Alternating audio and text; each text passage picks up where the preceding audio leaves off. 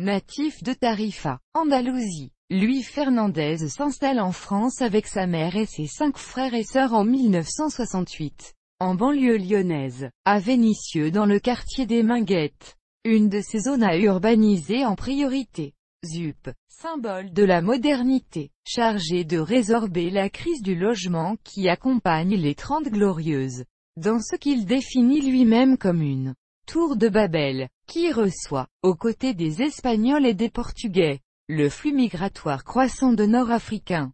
Luis Fernandez apprend difficilement le français. Dans ces conditions, au collège, comme nombre d'enfants de migrants, il entre en 6e de transition avant d'être orienté rapidement vers une filière technique. Dans le même temps, il commence à jouer au football à las Minguettes puis à la Saint-Priest où il signe une licence portant la mention « étranger », cette référence à son altérité.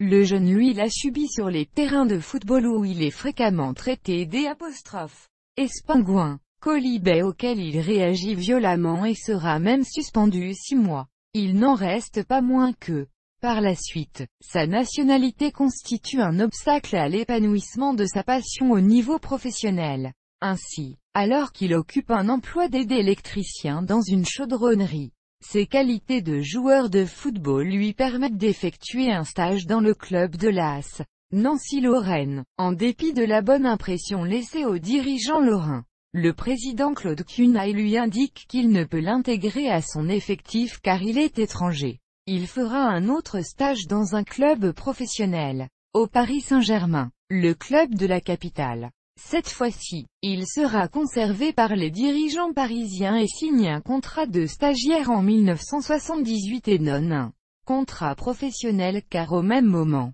le PSG recrute 2 étrangers, le Portugais João Alves et le Brésilien Abel Braga. Il est victime du règlement de la Fédération française de football qui n'autorise que 2 étrangers par équipe.